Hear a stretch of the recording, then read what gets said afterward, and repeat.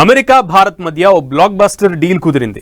Critical and rare earth minerals సరఫరా కోసం America మన దేశంతో జట్టు కట్టింది. ఈ కొత్త యుగంలో అత్యంత కీలక రంగాలపైన సెమీ కండక్టర్, ఎలక్ట్రిక్ వెహికల్స్, బ్యాటరీల తయారీకి ఈ ఒప్పందం చాలా మేలు చేయబోతోంది. అంతేకాదు ఇదే రంగంలో తనకి ఉన్న ఆధిపత్యంతో మిడిసిపడుతోన్న చైనాకి ఈ పరిణామం ఓ పెద్ద షాక్గా చెప్పాలి. అయితే అమెరికా నిజంగానే మనకి అంత మేలు చేసే ఉద్దేశమే ఉందా అంటే లేదనే చెప్పాలి. అమెరికాకి వ్యాపారం, మనకి అవసరం. ఈ రెండు కోణాల్లో కుదిరిన ఈ డీల్ ఫుల్ డీటెయిల్స్ ఇప్పుడు చూడండి. దశాబ్దాల చైనా ఆధిపత్యానికి చెక్. రేర్ ఎర్త్ ఖనిజాల కోసం చేతులు కలిపిన భారత్, అమెరికా. ఇంధన భద్రతకి అమెరికా భరోసా.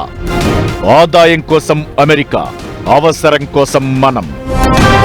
భారతదేశం, అమెరికా దేశాలు తమ భవిష్యత్తు సాంకేతిక రక్షణ అవసరాలను సురక్షితం చేసుకునే దిశగా ఒక కీలక ముందడుగు వేశాయి. అధునాతన సాంకేతికత, స్వచ్ఛ ఇంధనం, రక్షణ రంగ తయారీకి అత్యంత అవసరమైన ముడి పదార్థాల సరఫరాను భవిష్యత్తులో నిరంతరాయంగా కొనసాగించడానికి వీలుగా ఇరు దేశాలు మంగళవారం ఒక ముఖ్యమైన కీలక ఖనిజాల ఫ్రేమ్వర్క్ ఒప్పందంపై సంతకాలు చేశాయి. ప్రస్తుతం సెమీ కండక్టర్లు, ఎలక్ట్రిక్ వాహనాలు, బ్యాటరీలు, సైనిక వ్యవస్థలు, పునరుత్పాదక ఇంధన మౌలిక సదుపాయాల్లో ఉపయోగించే కీలక ఖనిజాలు, ముఖ్యంగా అరుదైన భూమూలకాల సరఫరాపై చైనా దేశానికి గుత్తాధిపత్యం ఉంది. దీనిపై ప్రపంచవ్యాప్తంగా పెరుగుతున్న ఆందోళనల నేపథ్యంలో చైనా ఆధిపత్యానికి అడ్డుకట్ట వేయడమే లక్ష్యంగా భారత్, అమెరికాల మధ్య ఈ ఒప్పందం కుదిరింది. క్రిటికల్ మినరల్స్, రేర్ ఎర్త్స్ భారతదేశానికి అస్సలు లేవు. ఎప్పుడో డెవలప్ చేయవలసింది, దీని మీద ఇంట్రెస్టే లేదు. అందువల్ల మిగతా దేశాలకు అడ్వాంటేజ్ వచ్చింది. ఈవేళ ఆర్టిఫిషియల్ ఇంటెలిజెన్స్ కూడా చైనా, అమెరికా అన్ని దేశాల కంటే అడ్వాన్స్ అయిపోయింది. ఆలస్యంగా మనం బయలుదేరుతున్నాం, ప్రయాణం క్యాచప్ చేయడం చాలా కష్టం. కానీ దీంట్లో కూడా అడ్వాంటేజ్ ఏంటంటే వాళ్ళు ఆల్రెడీ నాలెడ్జ్ ఉన్నారు కాబట్టి మనకి ఈజీగా నాలెడ్జ్ వస్తుంది. మన దేశంలో ఎక్కడైతే ఈ మినరల్స్ దొరుకుతాయో ఎలా డెవలప్ చేసుకోవడానికి ఒక అవకాశం ఉండాలి. ప్రస్తుతం చైనా బ్లాక్ చేయట్లేదు ప్రపంచాన్ని.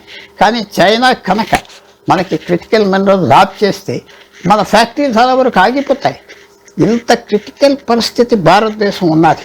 అది మాత్రం ఇవాళ అందరూ తెలుసుకోవాల్సింది.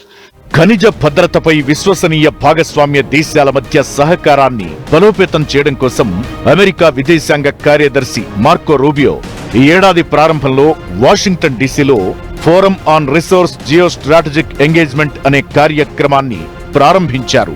అక్కడ జరిగిన చర్చల ఆధారంగానే ఇప్పుడు ఈ తుది ఒప్పందం రూపుదిద్దుకుంది. యుఎస్ రాయబార కార్యాలయం విడుదల చేసిన ప్రకటన ప్రకారం వ్యూహాత్మక ఖనిజాల సేకరణ, వాటి ప్రాసెసింగ్ కోసం ఒక నమ్మకమైన నెట్వర్క్ ను నిర్మించడం ఈ ఫ్రేమ్వర్క్ యొక్క ముఖ్య ఉద్దేశం. దీనివల్ల ఏదైనా ఒకే దేశపు సరఫరా గొలుసుపై ఆధారపడవలసిన అవసరం తగ్గుతుంది.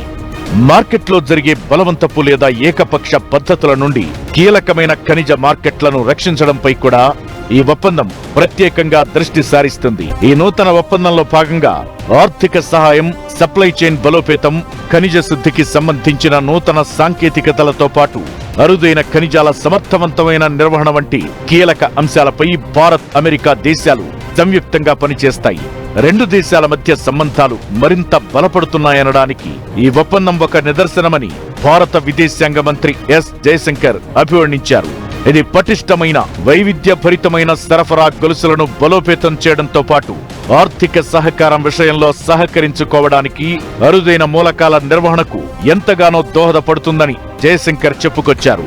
అలానే ఈ డీల్ కుదరడం ద్వారా సాంకేతిక ఉత్పాదక రంగాలలో భారతదేశానికి పెరుగుతున్న ప్రాముఖ్యతను అమెరికా గుర్తించినట్లయింది. ఇదే ఆ దేశ విదేశాంగ మంత్రి మార్కో రూబియో నొక్కి చెప్పారు. ఇరు దేశాల మధ్య ఉన్న వ్యూహాత్మక పొత్తు అమెరికా జాతీయ ప్రయోజనాలకు చాలా ముఖ్యమన్నారాయన. ఇక్కడ నిశ్చితంగా గమనిస్తే ఈ ఏడాది ఫిబ్రవరిలోనే భారత్తో అమెరికాకి ట్రేడ్ డీల్ కుదిరింది.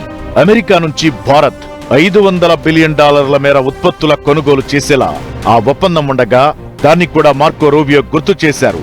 ఓవైపు మనకి అవసరమైన రంగాల్లో వాణిజ్య బంధం కుదుర్చుకుంటూనే అమెరికా తన అసలు సిసలు వాణిజ్య దౌత్యం కూడా బయట పెట్టినట్లయింది. ఎందుకంటే టారిఫ్ వార్ సందర్భంగా ఇతర దేశాలపై భారీగా పన్నులు బాధేశాడు ట్రంప్. అయితే అక్కడి సుప్రీంకోర్టు అవి చెల్లవంటూ తీర్పివ్వడంతో భారత్, అమెరికా ట్రేడ్ డీల్ కూడా పునః సమీక్ష చేసుకోవాల్సి ఉంటుంది. అయినా కూడా అమెరికా ఆ డీల్ ను గుర్తు చేస్తోందంటే భారత్ ఎంత అప్రమత్తంగా మెలగాలో తెలుసుకోవాలి. ఒక్క అమెరికా మాత్రమే కాదు, ప్రస్తుత సంక్షోభ కాలంలో తన సత్తా చాటేందుకు భారత్ ఇంకా అనేక మార్గాలను అన్వేషిస్తోంది. ఈ క్రమంలో కలిసి వచ్చే దేశాలతో ఎనర్జీ డీల్స్ కుదుర్చుకుంటోంది. అంతేకాదు, గ్యాస్, క్రూడ్ ఆయిల్ రవాణా కోసం ఇకపై హర్మూజ్ జలమార్గంపై ఆశలు పెట్టుకోవడం మానేసి కొత్త జలమార్గాలను కనిపెడుతోంది. కష్టకాలంలో రాణిస్తేనే అసలు సామర్థ్యం బయటపడుతుందన్నట్లుగా భారత్ చేస్తోన్న ఈ ప్రయత్నాలు చాలా వరకు సఫలీకృతమవుతున్నాయి. ఇప్పుడు ఆ డీటెయిల్స్ చూద్దాం. జపాన్తో ఎనర్జీ డీల్స్, ఇంధనం కోసం కెనడాతో కొత్త మార్గం, కష్టకాలంలో భారత్ విజయ గాథలు, సంక్షోభంలో సత్తా చాటే ప్రయత్నాలు. గల్ఫ్ వార్ నేపథ్యంలోనే గత 2 నెలలుగా ఏ దేశంలోనైనా పరిణామాలు చోటు చేసుకుంటున్నాయి. సంక్షోభ కాలంలోనే అసలైన సత్తా చాటే ప్రయత్నం చేస్తున్నాయి. ఈ దిశలోనే భారత్, అమెరికా మధ్య కుదిరిన క్రిటికల్ మినరల్స్ డీల్ అనేది మన దేశంలోని సెమీ కండక్టర్, ఎలక్ట్రిక్ వాహనాల రంగాల్లో కీలకంగా మారనుంది. ఇదే సమయంలో అమెరికా, ఆస్ట్రేలియా, జపాన్తో కలిసి వ్యూహాత్మకంగా క్వాడ్ పేరుతో జట్టు కట్టిన భారత్, జపాన్ దేశంతోనూ ఇంధన సరఫరా కోసం కొత్త ఒప్పందాలు కుదుర్చుకుంది. భారత్ ఎలక్ట్రిక్ వాహనాలు, విండ్ టర్బైన్లు, రక్షణ పరికరాలు, స్మార్ట్ ఫోన్ల తయారీకి అత్యంత అవసరమైన అరుదైన ఖనిజాలు, శాశ్వత అయస్కాంతాల కోసం చైనా దిగుమతులపైనే ఆధారపడుతోంది. 2024-25లో ఈ దిగుమతుల విలువ 306 కోట్ల రూపాయలుగా అంచనా. 870 టన్నుల రేర్ ఎర్త్ మినరల్స్ ని, మెటల్స్ ని దిగుమతి చేసుకుంది. ఇంకా ఇతర దేశాల నుంచి కూడా చూస్తే ఏటా $33 మిలియన్ మేర ఖర్చు పెడుతోంది. అమెరికాతో చేసుకున్న ఒప్పందంతో ఆ అవసరం కాస్త తగ్గనుండగా, ఇదే క్రమంలో భారత్ క్వాడ్ దేశాలతో ఇంధన భద్రతపై కూడా ఒప్పందాలు చేసుకుంటోంది.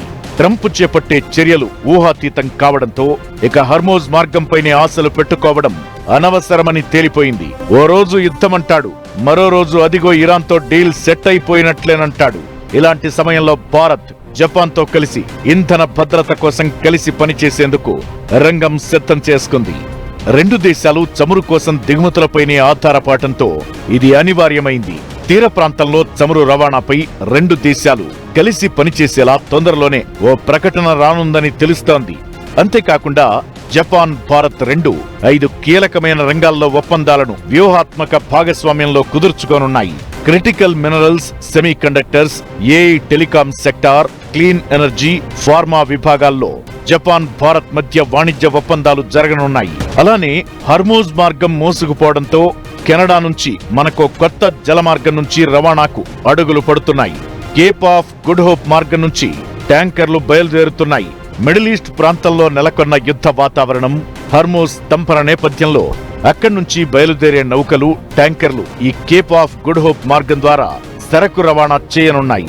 ఇలా అమెరికా, ఇరాన్ వార్ తెచ్చిపెట్టిన అత్యంత గడ్డు పరిస్థితి నుంచి బయటపడేందుకు భారత్ కొత్త మార్గాలు వెతుకుతుండగా, సంక్షోభం నుంచి సత్తా చాటే మన సామర్థ్యం కూడా బయటి ప్రపంచానికి తెలియనుంది.